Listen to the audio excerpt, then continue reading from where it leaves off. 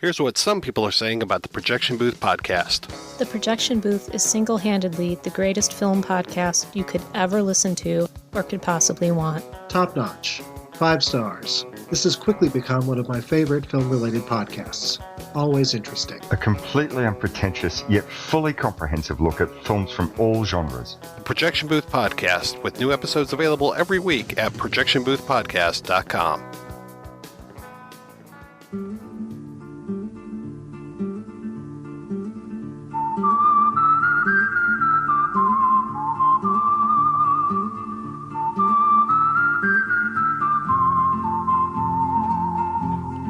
You are listening to the In the Mouth of Dorkness podcast. Here are Brad, Lisa, Brian, and Darren.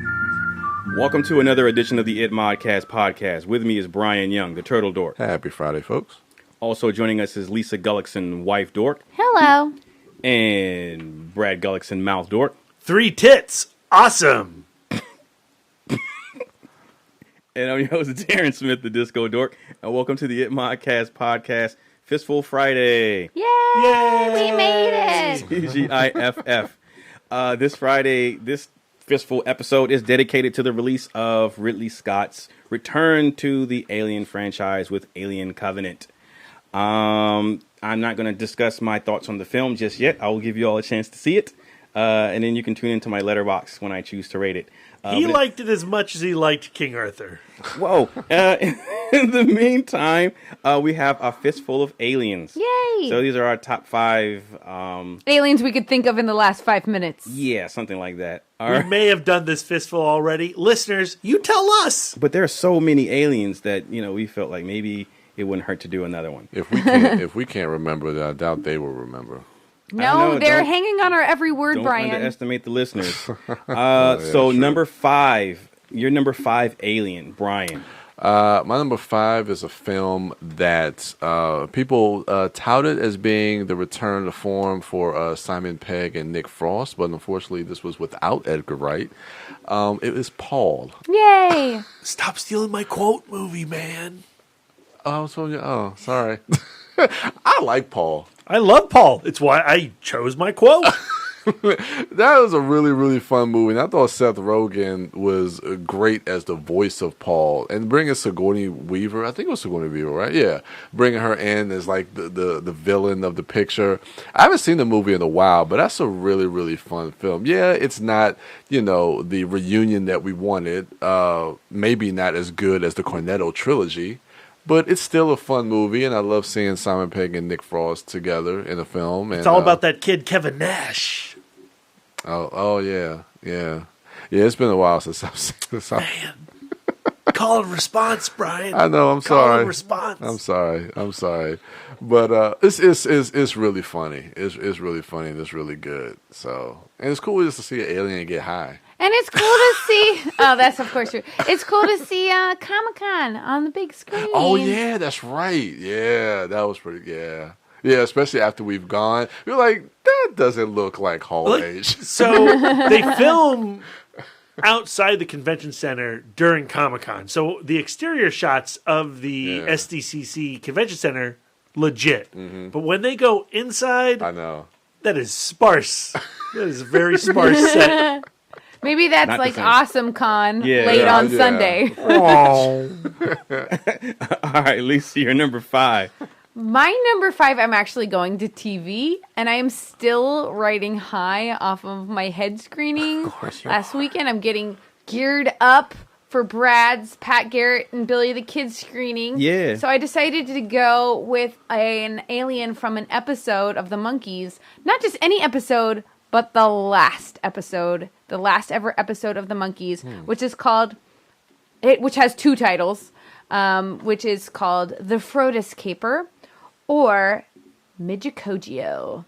And in this particular episode, there is an evil wizard named Glick who is transmitting from his hideout place. He's transmitting a test pattern that is hypnotizing people and getting them sucked into their television.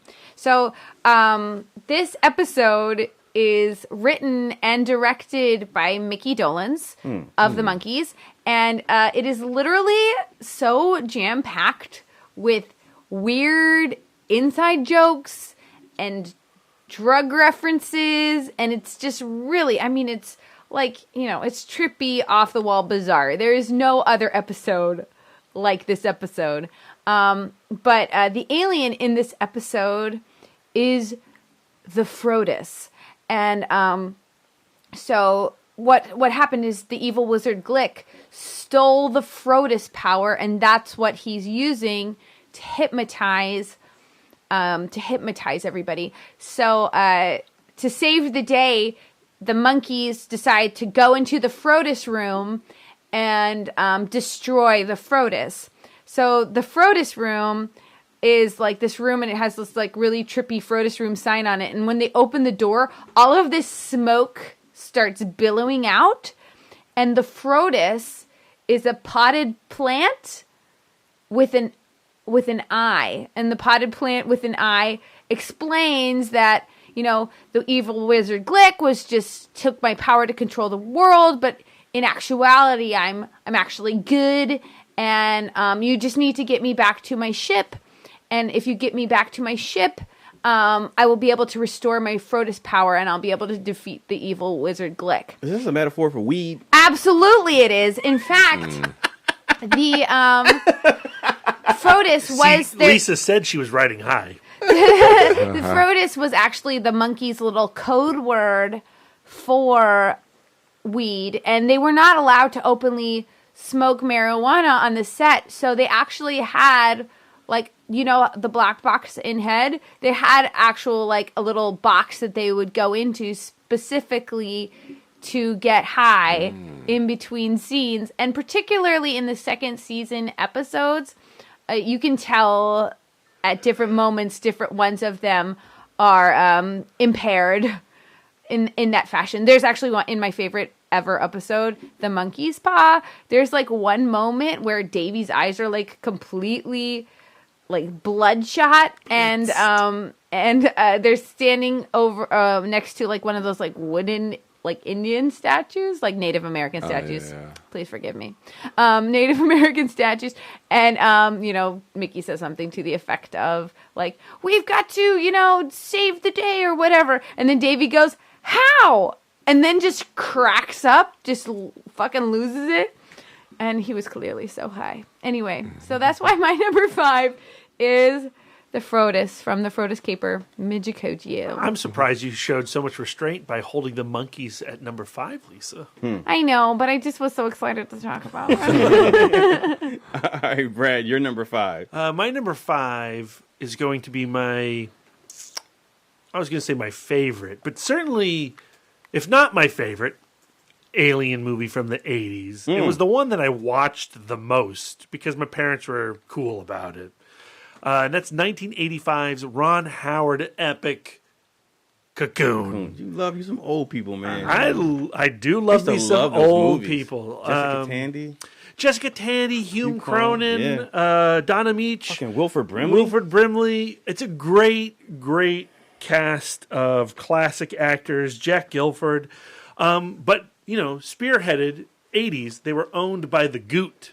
Yeah. Steve Guttenberg as like the ship captain who takes Brian Dennehy and his alien friends out into the ocean, where they find these cocoons down at the bottom. They've been hibernating down there, and they take these cocoons to an old folks' home and just dump them in the pool because that was a smart move. The geriatrics, led by Wilford Brimley and his gang, they discover that every time they take a dip into this particular pool at the old folks' home, they're reinvigorated. Youth returns to them. Their sexual appetites explode, reawaken. You get to see a lot of like old on old lovemaking. Whoa. And I'm for it, man.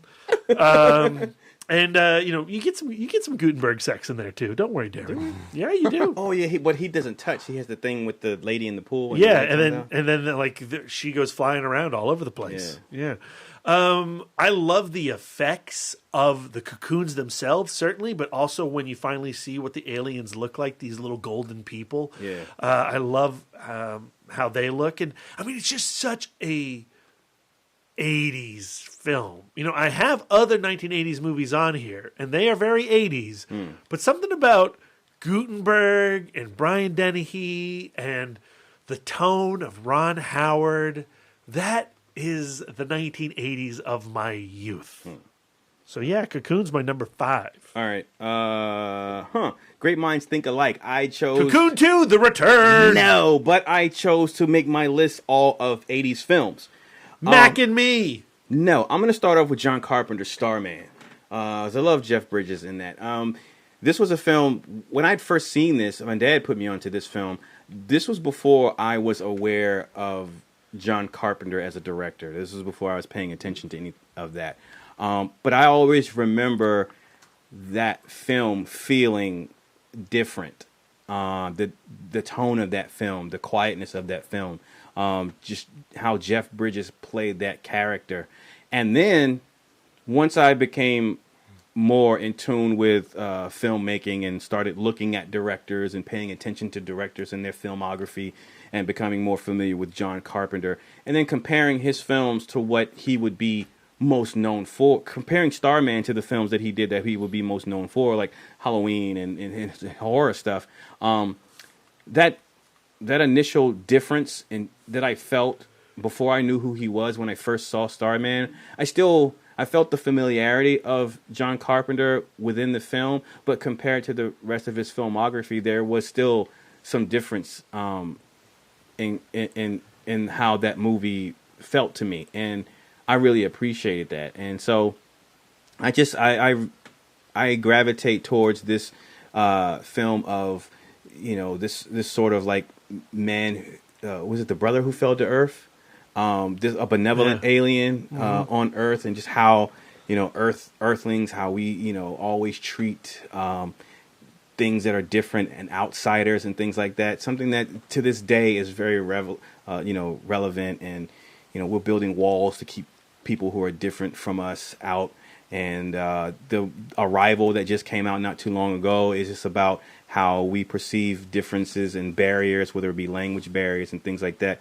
So I just really appreciate it. I haven't seen Starman in a long time. I wonder if there's a Blu-ray. There is. Have it? How's the transfer on it?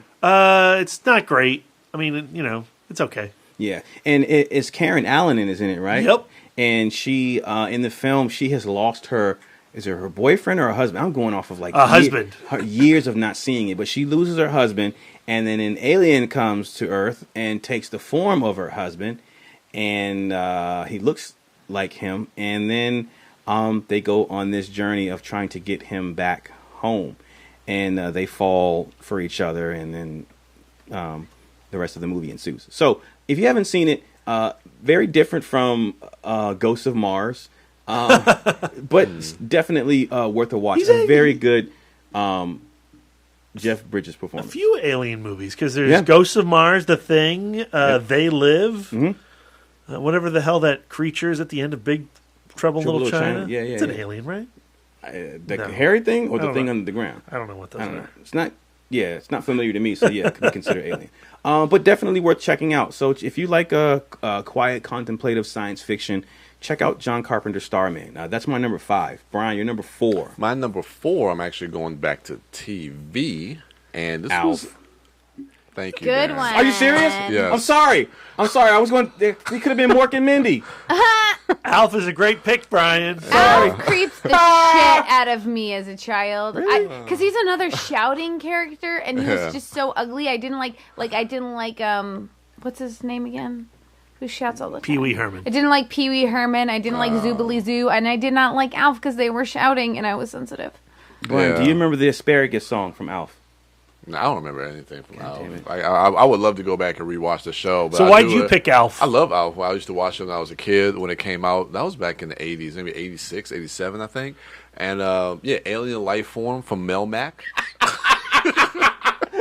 That's right. Oh. And then Alf had an animated show when you actually got to see like all the other alien life forms on the planet Melmac.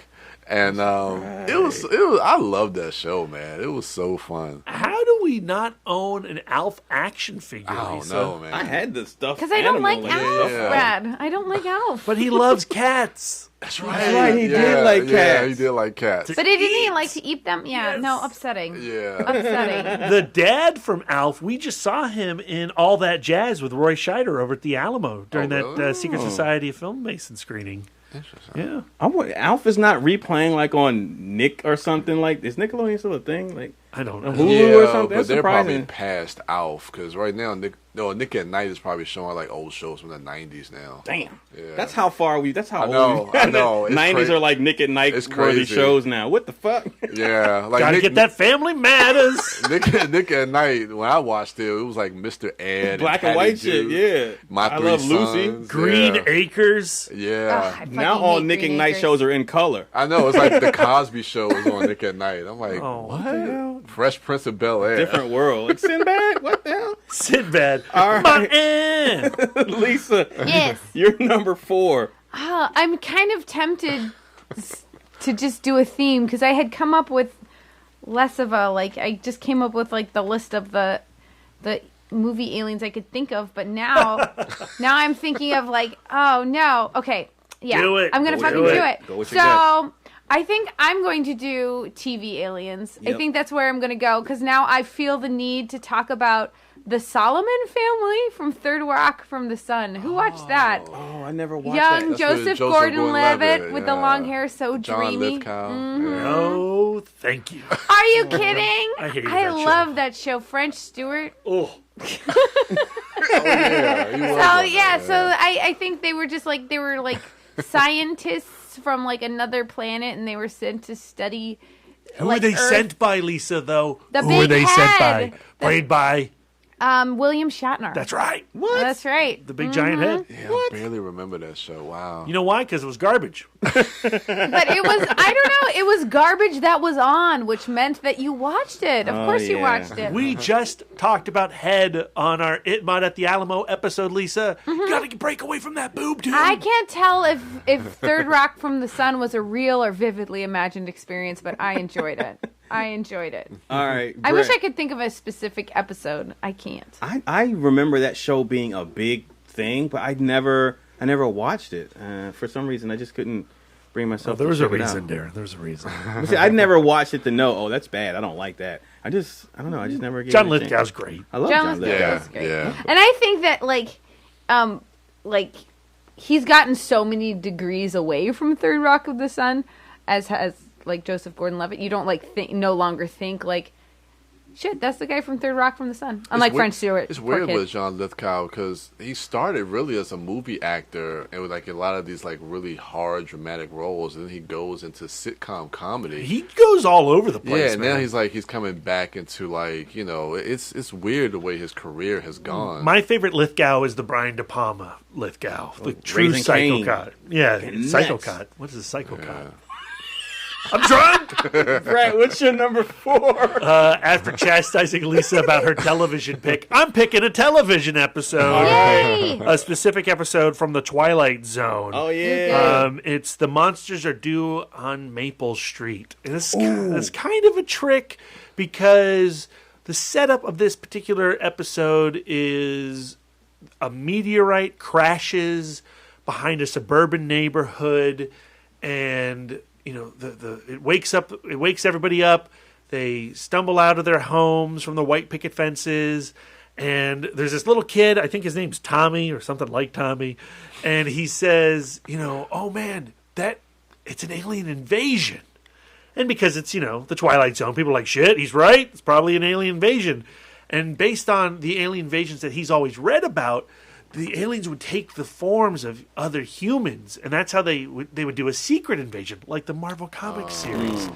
And this sparks a paranoid terror throughout this, suburban neighborhood, and neighbor turns against neighbor. And you have Jack Weston. He's the bad guy from Short Circuit 2. Oh, shit. In younger form. He spearheads this movement to, I think it's Les Goodwin. We got to go take care of him. He's probably the alien. And so you have this morality play like the Twilight Zone does, in which neighbor turns against neighbor because of a thought that is put out there in this world, and how one person might take that paranoia and manipulate it to his own means. And by the end of the episode, spoilers, there are actual aliens observing human behavior, and this has been a big experiment to see, if we're ready for the greater universe to be part of that larger conversation. And we're not ready for Starfleet yet. By the end of The Monsters Are Due on Maple Street. No, we're still not ready for Starfleet. My next pick, also staying in the 80s. It's from 1988. It's a film directed by Graham Baker, and it is Alien Nation, starring James Caan and Mandy Patinkin. In the reality of this film in Los Angeles, alien, as IMDb and the movie puts it, a few years from now, aliens have arrived at Earth, and after a period of quarantine, they are slowly integrated into our society. And James Caan's racist cop, he's a veteran cop, and he's partnered with an alien. In the movie, they're called the Newcomers, and it's played by his particular partner is played by Mandy Patinkin. George Francisco. Yep. Also, Indigo Montoya. Yep. And so basically, you have this this character study. I don't even want to call it a character study. It's not even that highbrow. It's just really looking at people coming to terms with other people's differences and things like that. Honestly, this is like when did this come out? Like 85, 86, 88. Yeah. Okay, so I was like 9 years old. This was serious material for me. This was I'm formulating my feelings about race in the world, and how, hey, well, just because that guy's got spots on his head, he's no different than I am. Yeah. That's interesting. Yeah. Well, I'm sorry to cut you off. No, cut me off, please. No. I feel bad. No, finish your point. No. That was it. That was my point. Oh well, no. I mean, I was just thinking like the new movie Bright feels kind of like that with the whole Bright they're coming on Netflix at the end of this year with Will Smith. Wait, okay, yeah. No. But the idea of like living amongst a society that has orcs and dealing with those same type of like social themes. Well, for me, when District 9 came out, my first thought when I saw that trailer was like, this shit's just ripping off Alien Nation. Yeah. I mean, because honestly, Alien Nation did have a serious cultural impact in the 80s. It spun off that TV show. I was all about that show. That's what I remember was the TV show, not even the movie. I remember that movie. They had those guns that shot those hardcore bullets that could punch holes through a car, clear through the other side. So this is also, this is Nancy Reagan's America, right? And drugs are bad. Yeah. They had the alien drugs. Yeah, the aliens have like that, RoboCop 2 Nukem, right? Yeah. And it tastes like laundry detergent to humans, but when these newcomers, they get a taste of it, they turn into these beasts, right? And there's that scene at the end where Terrence Stamp, Zod himself, he cracks open this entire vial of drug nuke, and he becomes this monster. And I remember going like, shit, drugs are bad. Nancy Reagan is right. Yeah. Wow. That's a film. I haven't revisited that one probably since the 80s or the early 90s. But it's one that has stuck with me just for that. I've always been one for the odd pairing, and this is a different type of buddy cop film. But nonetheless, it is a buddy cop film just with a science fiction slant. But it's very well worth checking out. So if you have not seen it, do so. Alien Nation. That's my number 4. Brian, your number 3. My number 3, going back to 1997, Big Willie in Men in Black. No, not Big Willie himself. Which particular alien? This is Vincent Michael D'Onofrio Jackson. as the Bug, he was absolutely fantastic at playing this role. I love that line when he comes in the house and it's like, your skin's falling off your bones. It's like sugar, water. It's great. And it's so weird. Like Vincent D'Onofrio is such a good actor, such a method actor. Like he actually studied bugs. Like he actually studied how would a bug Talk? move? No, how would he move and respond if he was actually in the skin of a human body? Like he researched. I've read stories that Vincent D'Onofrio did actual research on how to play a bug inside of a human body. He went deep. He went deep into this character, which I commend him. I mean, as a professional actor, you can't slight anybody that goes that far into their character. But I thought he was absolutely fantastic in that role. And Men in Black was such a fun movie of its time. It's not movies that I like to actually revisit. They don't really hold up well for me now. But especially the first one, I really enjoyed the first Men in Black. But Vincent D'Onofrio, man, and he's still working today, Kingpin. So You looking forward to that 21 Jump Street Men in Black crossover that's coming out? they scrapped it, they canceled it, but I just heard that they're doing it. Their script is already done. Well, no, Jonah Hill said that they weren't going to do it. It's supposed to be called MIB 23, but it was an interesting way to restart the Men in Black franchise. The only thing I think doesn't work for it is the fact that Jump Street is a R-rated property, and Men in Black is geared more towards family and kids. So it's not. I think it could actually work, but I think the ratings is going to is what's really not going to make it. See, when did Men in Black come out? You said that was what? The first one, 97. The third one, recently. 2016. Okay, so I know that's what it feels like. I think if they bring Men in Black out again, the quote unquote kids it was marketed towards when it came out, they're grown now. Well, I agree, but Sony probably wants to restart this as a franchise that's going to be able to make money, so they want to have a wider market. So I don't think they want to cater it. I wouldn't mind seeing an R-rated. I'll be shocked if it happens. It's not going to happen. I don't think it's going to happen. But it was an interesting idea. The idea of bringing the 21 Jump Street into the Men in Black universe, I think is a great way, and a great way to jumpstart. Because those films, the 21 Jump Street films, weren't a 21 Jump Street show. Wasn't an adult show, like a teenage show, but they turned it into a lucrative R-rated comic property. Yeah. Same with Baywatch. That movie's going to probably make money. It doesn't cost a lot to make but if it's The Rock, he's going to draw people in who don't like Baywatch, like myself. I've never seen an episode of Baywatch, but I'm going to go see the film because of The Rock and Zac Efron. But I can't see an R-rated Men in Black. Why? It's weird. I don't know. Open your mind, Quaid. Lisa, what's your number 3? My number 3 captures one of my creepiest childhood television experiences. I found this moment in this TV series, which I had in my childlike innocence enjoyed, and you mentioned this TV show, which brought up this memory, recall. This, I hear it and then it brings that trauma back up. And the TV show is Mork and Mindy, but I do not want to talk about Mork from Ork. I want to talk about Mirth from Earth. So in season 4, Mork and Mindy had its own, Cousin Oliver moment. But instead of Cousin Oliver being played by an adorable tiny child, Cousin Oliver was played by Jonathan Winters. So there's this episode where Mork lays an egg, Mork, because of the different, Orkian physiology, the males lay the eggs. And so he lays this, at this point, him and the lady are married. And so they have a child together.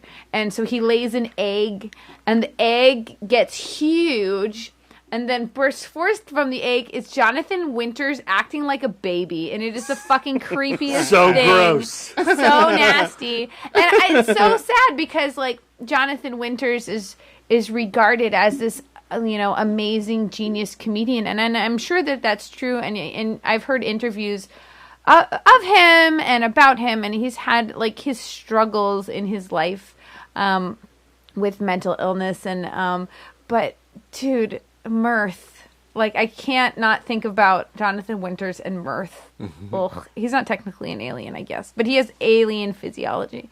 He's a human-alien hybrid, and he's yucky.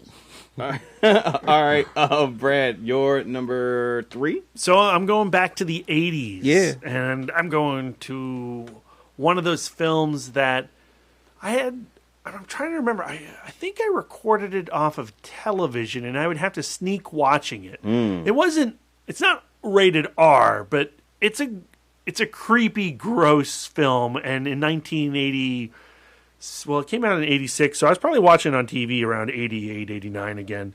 That's Critters. The Krites, in particular, is what I'm talking about. These tiny little fur balls, which I'm sure, at the time, they're like, we got to cash in on Gremlins. We need our own Gremlins. Well, let's come up with something that will really scare the shit out of children.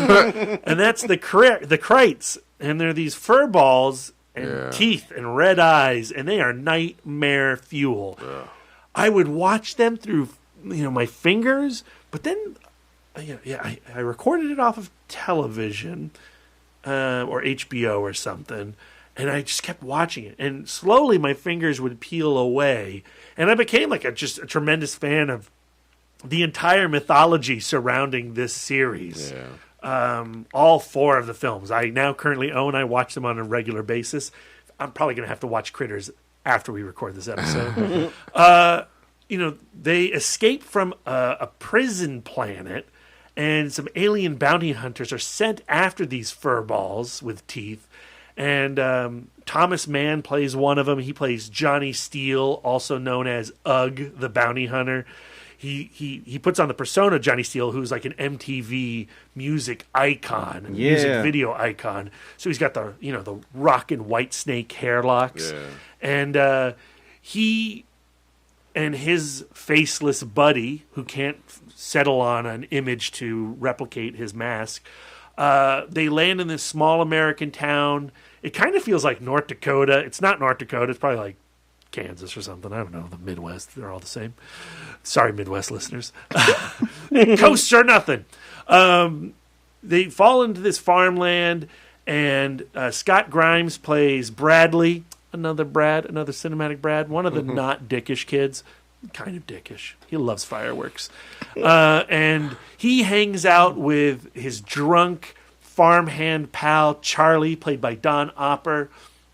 And the 3 of them team up to round up the Krites and protect the homestead, protect the family, protect M. Emmett Walsh as the sheriff and Ethan Phillips as the deputy. Well, they don't protect him so much. He pretty much dies.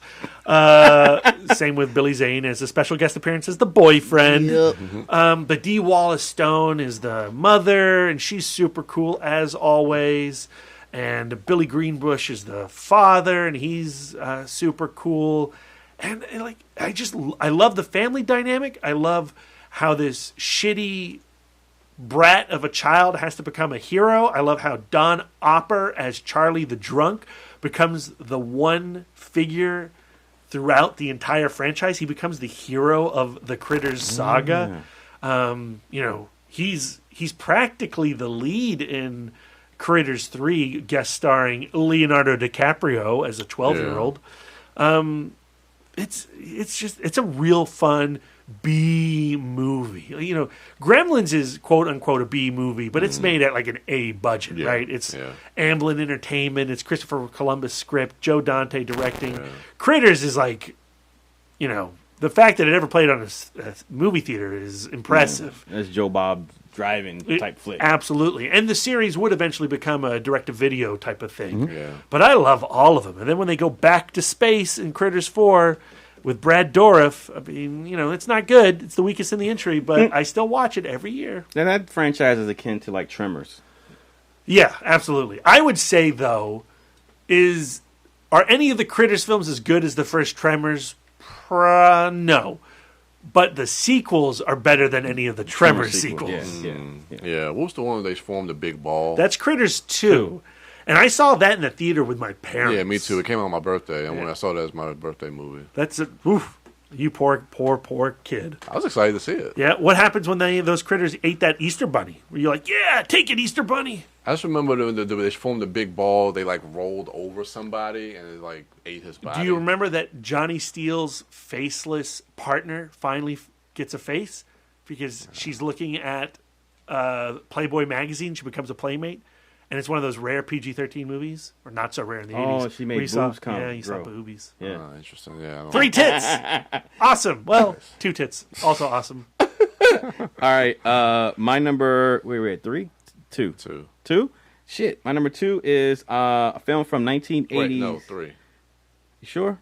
That's your 3, because then Brian does his 2. All right, my number 3 is from 1987, still staying in the 80s, and it is The Hidden, starring Kyle MacLachlan. Is that how you say his last name? From Twin Peaks? Yep. Like Sarah McLachlan?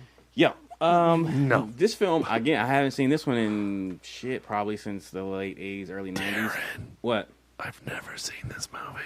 Are you serious? I am serious. I kind of don't want to talk about it then. You got to see this movie.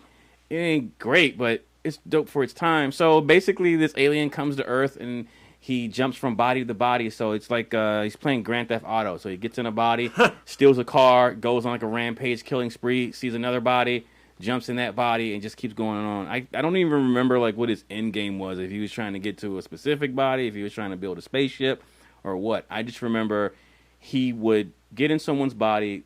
Kyle would, in his police partner. So Kyle would partner up with the police. Turns out Kyle is an intergalactic cop. He's an alien himself. So he's the pick. He's my alien pick. But the bad guy is like this parasitic thing that gets into people. And so Kyle comes to Earth. His character comes to Earth and partners up with an LA detective. And like they're having these shootouts. They're shooting once the alien invades a host. Like he can just get mangled with bullets, and then he'll get up or he'll leave the body and get in another body.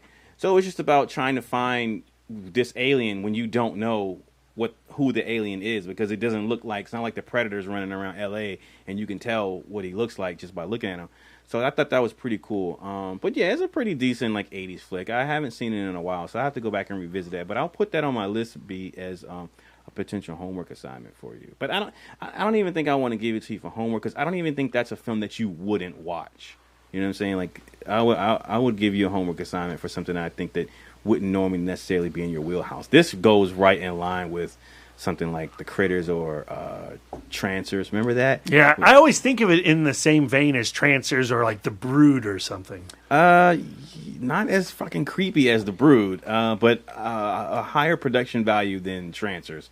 But yeah, you have to definitely check that out. It's a pretty decent, solid science fiction flick from the 80s. Brian, your number 2. My number 2. Oh man, I thought of another one while you were talking, but I'm not gonna do it. Do it. You haven't done an Audible in a long time. Yeah, I'm not gonna do it. I really want to, but We're due for Audible. Nah. All right. Nah. I'm gonna save that. Hut. I know. Any given Sunday. I'm gonna go with the Cloverfield monster in the first Cloverfield film. I love Cloverfield. I know a lot of people are on the fence about their first movie, the whole found footage thing. Some people don't like, or some people I don't know. But for me, I really took to it, and I thought they built a really interesting mythology, especially. Recently, I think I discovered in that last shot when they're on the carousel and you see the monster like come down and splash into the water, and knowing that it came from outer space. I'm interested to see how they're going to connect this, because there's another Cloverfield movie coming out later this year. It was a recent, I think it's titled The God Particle, but I think it takes place in space. So I don't know if it's going to tie into the giant monster that was created from space. I don't know. It's interesting the way they're kind of building this Cloverfield universe. I don't want any of them to be connected. Just like, here's some crazy sci-fi shit. Yeah, I would be fine with that too. But it would just be interesting if we did kind of get a movie that maybe told the story of where this monster came from. I think it could be kind of cool. But even if it doesn't, I think that'll be interesting too. Like you said, just kind of have this universe feel like a cinematic Twilight Zone series. I think would be kind of cool. First one starred, well, not really starred, but Lisa's boy T.J. Miller was in it. Yeah. Oh yeah. He's the cameraman. Yeah. I think that's may have been the first time I really noticed I did not notice him, but it is a fact. Yeah, T.J. Miller. But yeah, I love Cloverfield, and yeah, just the mythology and what J.J. Abrams was trying to do, like make the American version of Godzilla, like what Godzilla was to like Japan. He wanted America to have like their giant monster. And that was his forward thinking going into it. I mean, of course, that's not the case. We don't regard the Cloverfield monster in the same regard that Japan regards Godzilla. But the fact that he was aiming for something like that, you know what stopped it from happening? The movie? No, found footage. Oh, you think that was a wrong choice to do it that way? Yeah, of course I do. I hate found footage. Me too, but I thought that was interesting, though. I think it's interesting, but is it good? It works for me. I need to watch it again. I haven't seen it since the theater. Really? Okay, yeah. I'll give it a rewatch. You know what movie did the giant attacking monster from the people's perspective better than Cloverfield? From the people's perspective? Yeah. No. Gareth Edwards' Godzilla. Yeah. I agree with you, Darren. Why are we whispering? I don't know. Lisa, you're number 2. I have, since I did my like half-assed like movies one, and then I decided to like flip and do all TV. I've just been over here tapping away. So you have like 20, right? I do, because there's so many different directions I could go. Because I could go like other TV aliens that creeped me out, because there were a lot. I could go with TV aliens that were near and dear to my childhood heart. I could go, TV aliens that popped up in series and things like that. May I suggest, in the spirit of the Alien franchise, maybe going with the scarier ones, maybe? The scarier ones? Mm-hmm. Oh, I'm not interested in scary All right, or ones. go opposite. Well, here we go. I'll give you 2. All right. 2 for the price of 1. All right. Mm-hmm. The ones that really fucking creeped me out was the Coneheads from SNL. I was thinking that. They were another yelling. I didn't like. They were yelling and they were gross and they were just so ugly. They looked like human suppositories. Just disgusting. And then they ended up having a movie, I think, and like the trailer of it creeped me out. And I think they had a sitcom after that for Did a little they bit. really? For a little bit, yeah. I don't approve. Because when you mentioned Third Rock from the Sun, I was like, oh yeah, the Coneheads. I was thinking them too, yeah. Like an alien family. Say like some alien that looks just like creepy or. They do look creepy. I mean, like, but like in the monster sense, not like a human with a dick head. Yeah, no, I don't like it. All right, I don't like it. Should that be my number 2? No, what's the other? I get 2 for the price of 1. 2 for the price of 1. Yeah, you can't. So I think I'm going to go cheating with Odo from Renee Aujabenois from Deep Space Nine. I accept this cheating. I love Deep Space Nine is straight up my favorite Star Trek series that Brad has shown me. I like it more than the original series. I can't even make it through the Next Generation. I have no patience for it.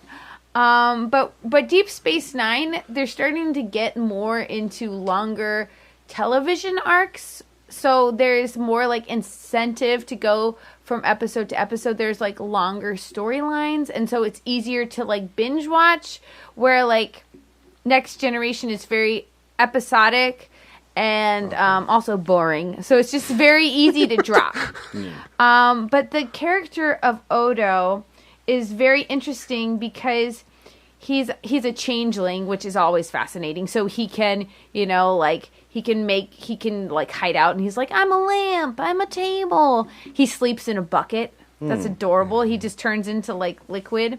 But he acts as the the head of security of this starbase, and he's often like this very like in the beginning of the series is like this like cold impartial observer, but as the series goes on, he starts being actively involved in the lives of the people on the ship, and he ends up actually having a romance and a love life that I think is just like really beautiful. And and I just really love this character. I was also kind of considering going with Gul Dukat But You can only get so sweaty on this show, Lisa. yeah, so that's why I picked Odo. Plus, he had Renee Aisha Benoit also had a place on another one of my favorite television shows, Boston Legal, which I love. So that's why he's my number 2, along with the Coneheads, because they're upsetting. All right, Brad, your number 2. I just love that in the spirit of picking the scary alien, Lisa picked the Coneheads.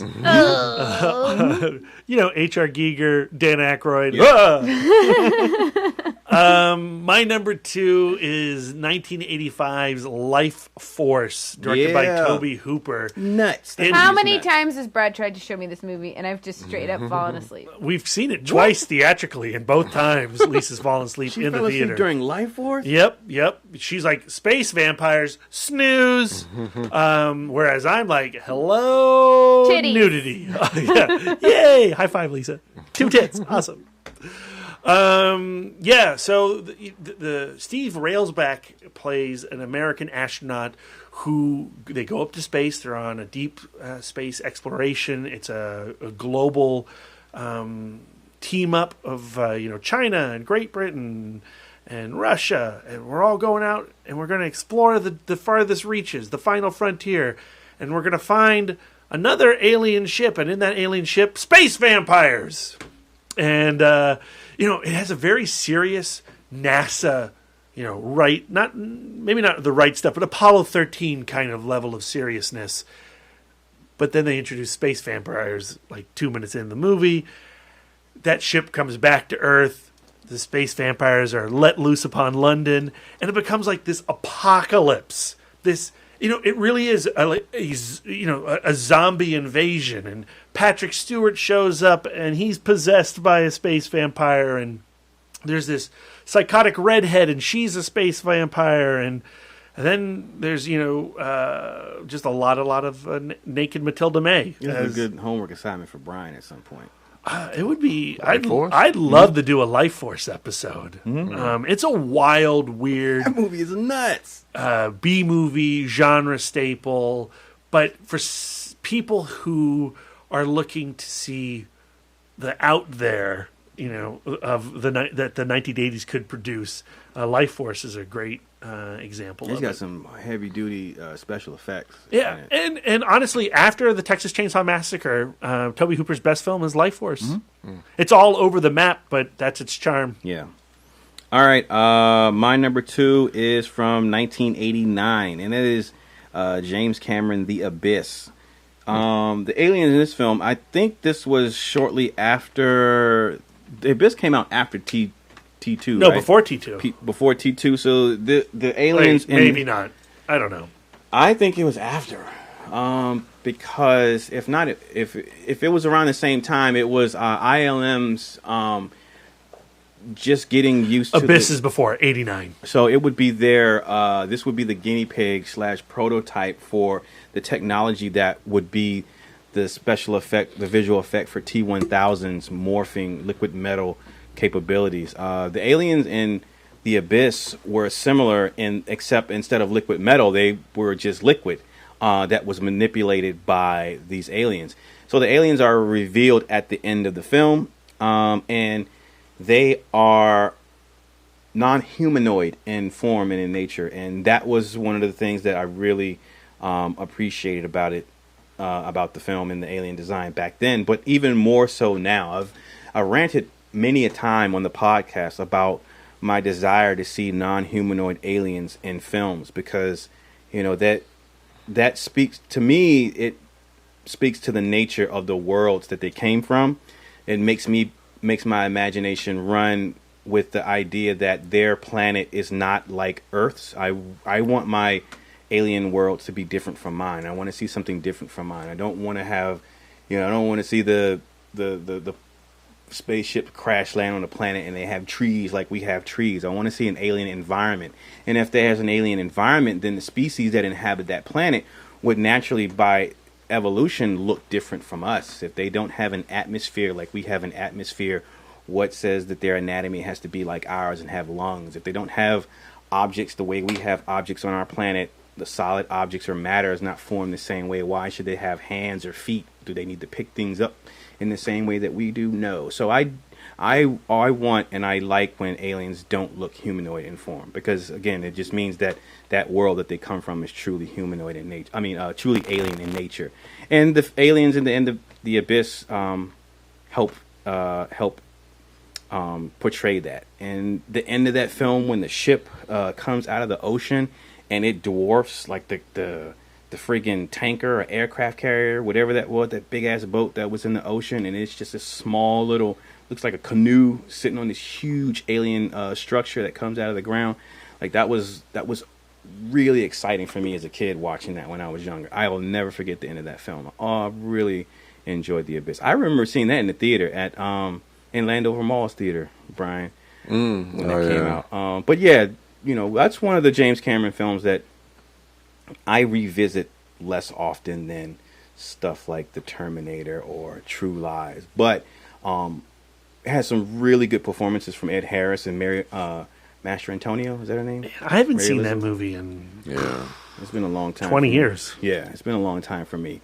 But I do appreciate Cameron's choice for alien design and the special effects in that film, which would be groundbreaking, and would go on to they would go on to perfect that for his next film, which would be Terminator 2, which would go on to inspire that morphing special visual effect and many a pop culture references. So yeah, that's my number 2. Brian, your number 1. So my number 1 is. No one can guess. No one can guess. What Mac and Me. Krang. The heptapods from Arrival. Zordon. Now I'm gonna just tell everybody what my other the aliens from Mars Well, Attacks. the Yellow Ranger. Is Liam Neeson an No. alien in the Green gray? Should be. No, the wolves Yes, are right. aliens. No, my number 1 is.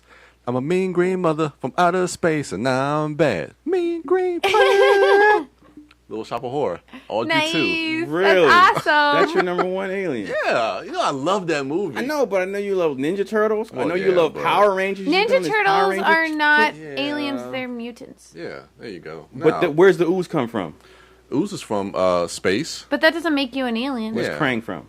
Krang is from space, but I mean, look, I'm the turtle dork. I don't want to just be obvious.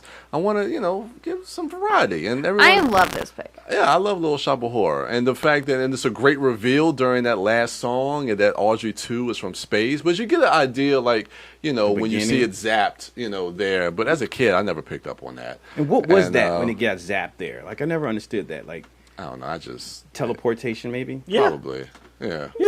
Just go with No, it. Space Seed. Yeah, it's like Ego, the living planet, placing Yeah. seeds all over different Shared planets to universe. take over. Oh, shit. And it feeds off blood, human blood. Yeah. Like Audrey Kurt 2. Russell does. So it's a vampire. So it's life force shared universe as well. Oh, shit. It might be a celestial. Oh, Now let's relate it to the Coneheads, and then all of our lists are It's reunited. actually spreading its seed around the galaxy. here's how it relates. Because Steve Martin was also on Saturday Night Live with Dan Aykroyd, and Dan Aykroyd was a Conehead. Technically, Boom. Steve Martin was a guest host. He was never a part of the cast. Oh yeah, that's But he right. was on the show. Yeah, that's right. that's true. Yeah, Rick yeah. Moranis was in Ghostbusters with Dan Aykroyd Who was in and Coneheads? Coneheads. Okay. Boom. Was Rick Moranis on Saturday Night Live? No, he was on He was in Ghostbusters with Dan Aykroyd. I lost the thread. It's okay. We've connected Coneheads to his shit, so Yeah. we're good. Okay, congratulations. But Kevin Okay. Bacon's nowhere in sight. But yeah, I love this movie. I love Audrey 2. And I love that alternate ending. I picked up the Blu-ray, and I remember I was talking to Paul about it years ago, about that weird alternate ending where like they become like huge giants and attack the city. And then when They come Biollante. Yeah, then when I saw it, like, it's so tonally different from the rest of the film. It's really, really dark, but pretty cool. Pretty cool. They should love that. Oh, God, man. I want to see that movie on the big screen. So, maybe. I was if going to we say get- next month of May. I was if we- already if we thinking that. If we get another. There you go. That could be a good sing-along, too. Yeah. Oh, man. Be great. All right. Good pick. Lisa, your number 1. My number 1 are the aliens from Zlotnick on the Monkeys episode, The Monkeys Watch Their Feet.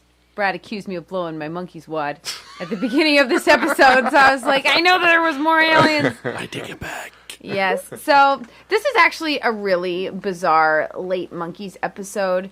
It's kind of reflects their genre bending of head. So this is done as kind of a mockumentary style documentary that's narrated by a comedian named Pat Paulson. And so the story is about there's like these like weird occurrences in the monkey's pad that kind of are centering around Mickey, like, you know, his articles of his clothing are disappearing, things are disappearing, and the other monkeys are just going like, oh, that's Mickey, he's weird. But then it turns out he's abducted by an alien, and then he is replaced with an android with backwards feet, and which the other boys don't notice, and he infiltrates the monkeys, and he starts like observing their human behavior. And it's actually it's really can get kind of creepy at points, but then again, I do find the Coneheads and Alf upsetting. So, but it was another one of the episodes that took a long time to get through the censors and to get on the air. A lot having to do with what Pat Paulson has to say, because he uses the alien metaphor and the android metaphor as this platform to talk about prejudice and to talk about the Vietnam War and other issues. There's some great quotes. There's some great quotes from this episode. One of the great ones is, "The time has come to stop sticking our bayonets into each other and stick our bayonets into space." So it has to do with like that, like, we're number one kind of attitude that's reflected in the war scene in Head. Or also, there's another quote, "Yes, ladies and gentlemen, the universe is trying to move into our neighborhood," things like that. So drawing that parallel. It's a really, it's an episode that like a lot of Monkeys fans don't enjoy, just because it is so heavy in the social commentary and it is kind of weird and out of tone. But of course, because of that reason, it's one of my faves. It's super strange and totally worth watching, especially if you're going to watch Head. All right. And that's why it's my number one. The Zlotnick aliens. Mouth Dork, your number one alien. Let me. Is it in the 80s? Are we still in the 80s? Are you staying in the 80s? I'm staying in the 80s. You're not going to go obvious like Carpenter thing, right?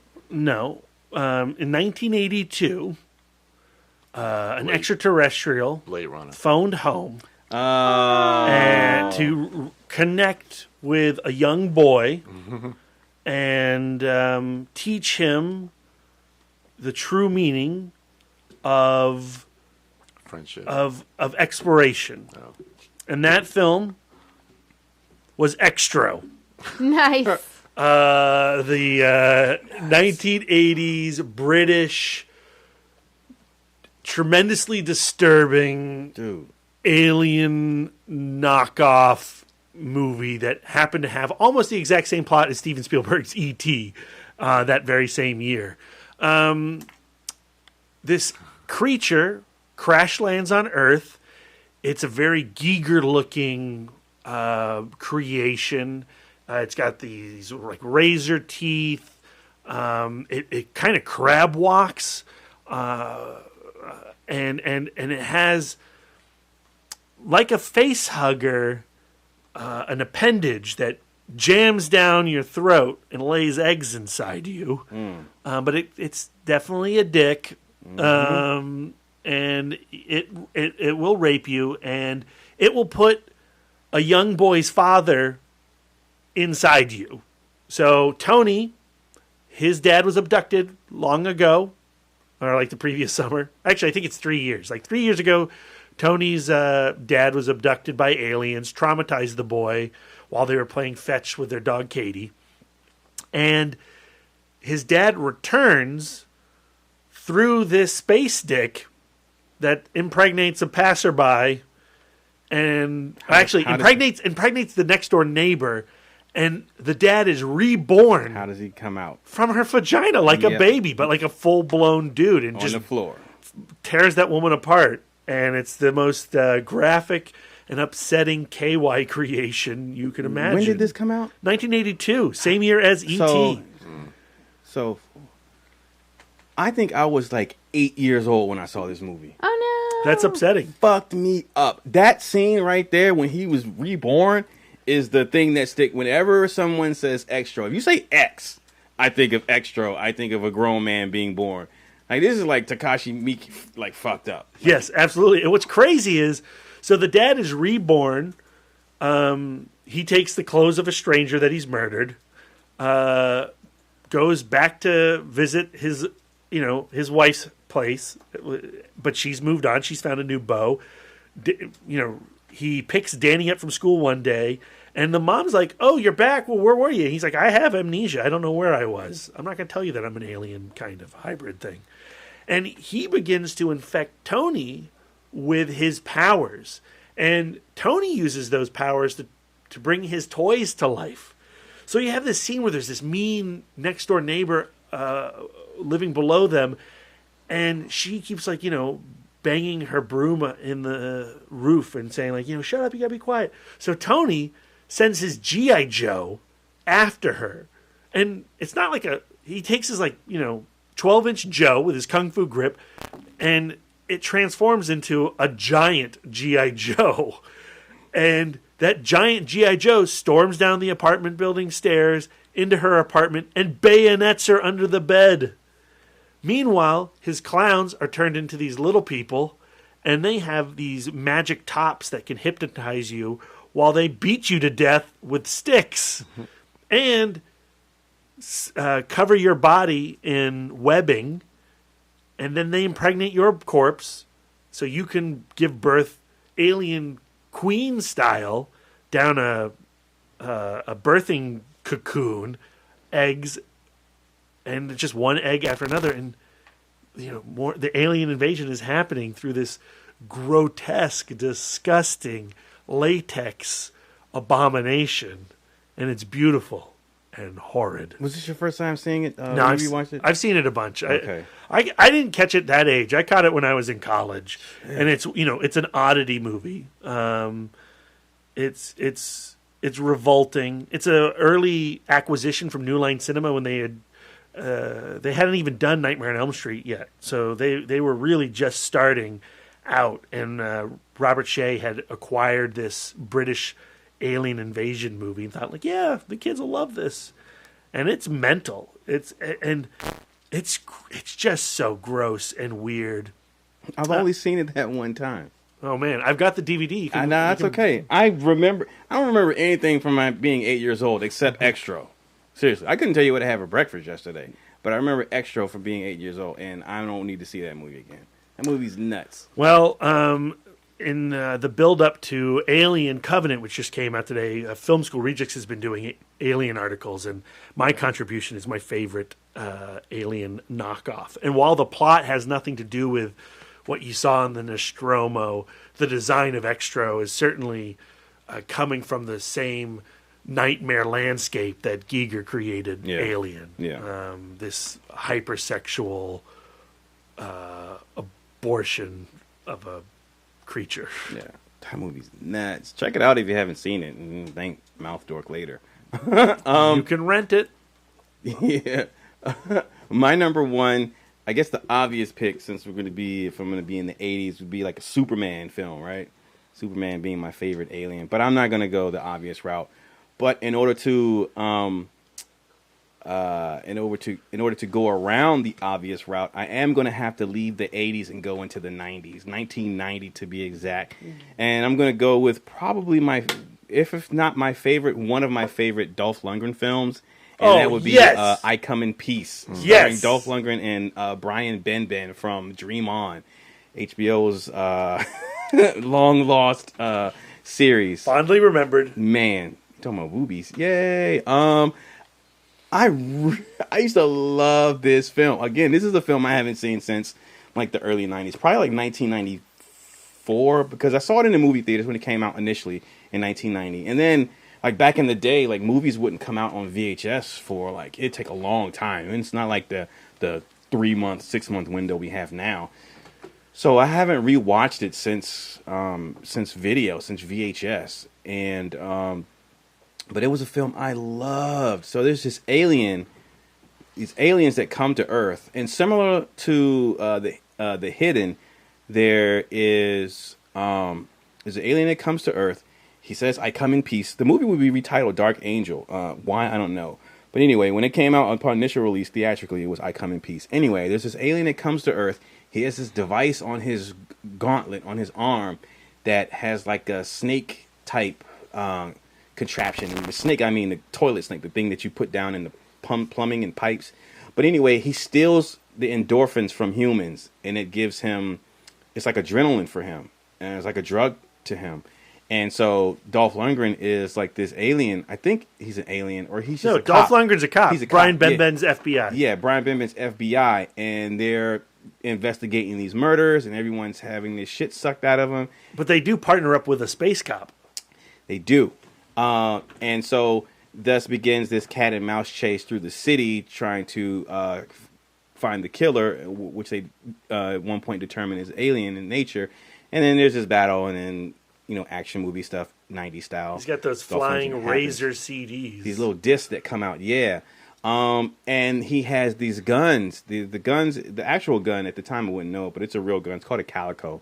But in the film, like if you shoot a Calico in real life, it's just an automatic handgun. So if you shoot a Calico in real life, it's the equivalent of like shooting a Uzi or whatever. It's going to make a bunch of bullet holes. But in the movie, like when you shoot a Calico, like shit explodes, like buildings blow up, like cars just disintegrate and explode. Like it was just the greatest shit ever. And I just remember at that time, like it was like my favorite. It was like my favorite, like visual effect for a weapon firing, like of all time. It was just so badass. And I just remember that one scene where they're in this parking lot of cars, and either Dolph has the gun or Brian Benben has the gun, and they're shooting it, and cars are blowing up, and the alien is jumping from roof to roof while these cars are blowing up behind him. This is a badass shot. But yeah, I used to love that film. That's something I'd be interested to own on Blu-ray. I have the Blu-ray right here. Are you serious? I do. Are you serious? Yeah, Shout Factory put it out. Oh my God, I need to borrow that. I need to watch it. that, and then I'm gonna order it for myself. So yeah, that's my number one. But in real life, we all know Superman, Kal-El is my all-time. I don't care how many top 5 lists we do of aliens. He is my number one alien. But for the sake of this podcast, you're wearing a Superman shirt right now. Of course. So yeah, there's that. So yeah, hit us up on social media at ItModcast on Twitter and on Facebook, and let us know what your top 5 aliens are, whether it be friendly aliens or malevolent aliens. Let us know. You can follow podcasts at ItModcast on Twitter, Instagram, and Facebook. Brian Young is at The Turtle Dork on Twitter, at The Turtle Dork 1 on Instagram. And Wife Dork is at Sidewalk Siren on Instagram and Facebook, and Instagram, Twitter, and Letterboxd. Yeah, don't friend me on Facebook. Don't do that. Brad Gullickson is at Mouth Dork on Twitter, Instagram, Facebook, Letterboxd, and Untapped. And I'm Darren Smith, the Disco Dork, on all social medias. Be on the lookout for Pat Garrett and Billy the Kid on May 21st. This is in 2 days, at 5 p.m. at the Alamo Draft House in Winchester, Virginia. Tickets are still on sale. Come out and support Film Club 3.0. Come out and support ItMod. Come see Brad host this film directed by Sam Peckinpah, a film that is near and dear to his heart. I'm not prepared. He will You'll be ready. He will be. It's going to be awesome. He will be. You don't have a choice. And then the following Sunday, the final Sunday in the month of May, the ItMod month at the Alamo, Brian is hosting his favorite film of all time.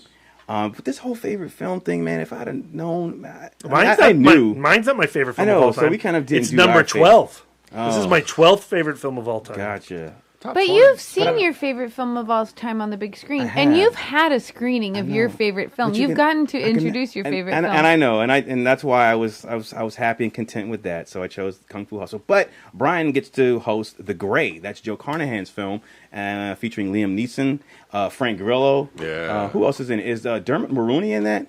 Yes. Dermot Mulroney, and some wolves. And some wolves. Yep. Some wolves. There may or may not be wolf punching in the film. Not a lot of it. All right. But you can come out and see Brian host that as well. Yes. And if you do come out to that, or when you do, because you shall, because you want to have a good time, and you want to show off your best wolf t-shirt. So we're going to have a contest. The audience member who has the best wolf t-shirt or whatever garment you so choose adorned with that particular beast will get a Alamo Drafthouse gift card. So come out for that competition, the conversation, and the film. That's going to do it for us. Enjoy. Well, actually, one more thing. I think we forgot to talk about it earlier this week. But Shit. Monday, Powers Booth passed away. Oh, yeah. That's So yes. I don't know if you guys just may want to say, since we didn't really mention it, Powers Booth plays in Sin City, one of your favorite shows, Deadwood. I remember him from Sudden Death, being the villain. One of my favorite westerns, Tombstone, might be my favorite western. He's Pecos Bill in that, right? Yeah. Yeah. I think my favorite Powers Booth movies are the Walter Hill films, Extreme Prejudice and Southern Comfort. Oh man, Southern Comfort. But he was a great character actor and a great villain. He just had that look, had that gravitas with his voice and his presence. It's weird because I just rewatched Frailty, the Bill Paxton starring directed film in which Powers Booth has a very memorable character in that as well. Okay, so that's weird. Yeah, yeah. So just want to give it, since we didn't mention it earlier this week, just to give a little shout out. Yeah, because we didn't have a Week in Dork. We did a review card. But rest in pictures to Powers Booth. Pop in a film of his, and any film of his that you haven't seen, you will not be disappointed by his performance. Because as Brian mentioned, and as Brad will attest to, and any of his fans will attest to, he was a tremendous performer, and he will be missed. Okay. King Arthur could have used some Powers Booth. Whoa! All right, that's going to do it for us. Enjoy the rest of your weekend. Go watch some movies. And until next time.